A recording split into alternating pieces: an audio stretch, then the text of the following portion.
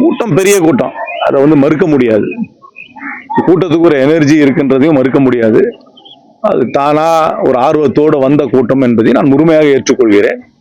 ஆனால் இந்த கூட்டமே ஒரு வடிவமாக மாறி, ஒரு அமைப்பாக மாறி, தேர்தலை சந்தித்து எந்த அளவுக்கு வாக்குகளை பெற்று, எந்த அளவுக்கு சீட்டுகளை வெல்வார்கள் என்பது காலம்தான் சொல்லும். ஆனால் ஒரு நல்ல கூட்டம், அவருக்கென்று ஒரு வரவேற்பு இருக்கிறது, அவருக்கென்று ஒரு ஆதரவு இருக்கிறது என்பதை ஏற்றுக்கொள்கிறேன். குறிப்பாக 35 வயதுக்கு உட்பட்டவர்கள் வாடிக்கையான அரசியல் கட்சிகள் மீது பற்று இல்லாமல் புதிதாக வருபவர் பின்னால் நிற்க வேண்டும் என்று விரும்புகிறார்கள். ஆனால் அந்த மாற்றம் என்ன மாற்றம் என்பதை இன்னும் அவர் தெளிவுபடுத்தவில்லை.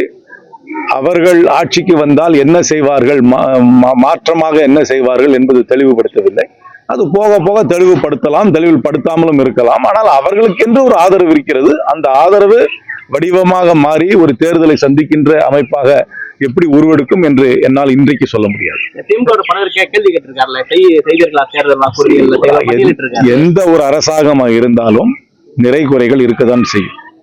திராவிட முன்னேற்ற கழக அரசாங்கம் மட்டுமல்ல, மத்தியில் இருக்கும் பாஜக அரசாங்கமா இருந்தாலும் சரி, இதற்கு முன்பாக இருந்த எந்த ஒரு அரசாங்கம் தான் நிறை குறைகள் இருக்கும். ஆனால் மேல் தூக்கி பார்க்கும் பொழுது இந்த அரசாங்கம் பல காரியங்களை செய்திருக்கிறார்கள்.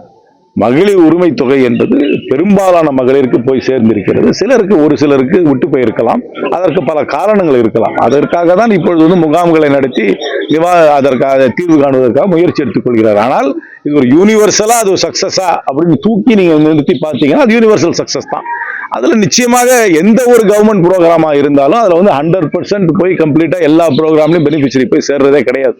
அது அப்படித்தான். அது நம்மளுடைய பியூரோக்ரசி, நம்மளுடைய சிஸ்டம் அப்படிதான் இருக்கு. ஆனா அந்த ப்ரோக்ராம் மகளிர் உரிமை தொகை என்னை பொறுத்த வரைக்கும் குறை சொல்லாத, ஒரு பெரிய அளவுல குறை சொல்ல முடியாது. அது ஒரு பெரிய அளவுல சக்சஸ் தான்.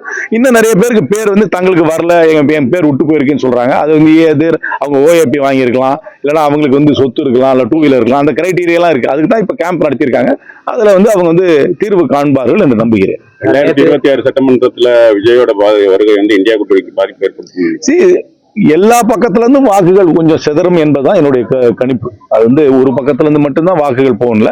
ஆனா அவள அரசாங்கத்திற்கு எதிர்ப்பாக, ஆளுங்கட்சிக்கு எதிர்ப்பாக அவருடைய இயக்கம் இருக்கிறது. எப்பவுமே புதுசா ஒரு கட்சி ஆரம்பிச்சாங்கன்னா அவங்க எப்பவுமே ஆளுங்கட்சிக்கு எதிர்ப்பாக தான் ஆரம்பிப்பாங்க. யாருமே எதிர்கட்சிக்கு எதிர்ப்பா ஒரு கட்சி ஆரம்பிக்க மாட்டாங்க. ஆளுங்கட்சிக்கு எதிர்ப்பாக தான் இயல்பா இருப்பாங்க.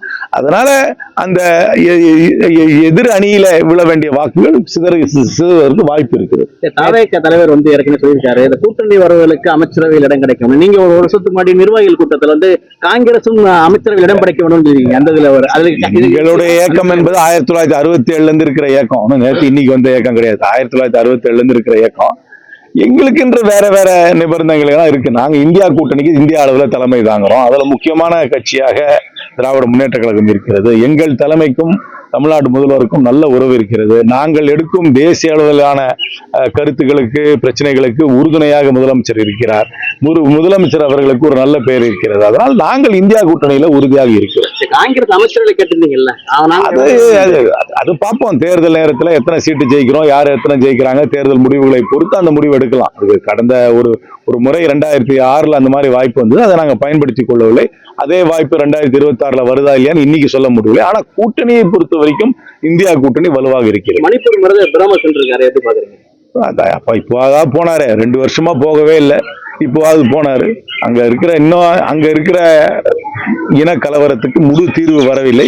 இப்பொழுதாவது நேரில் சென்றிருப்பதை நான் வரவேற்கிறேன். ஆனால் அவர் போனது மிகவும் தாமதமாக போயிருக்கிறார்.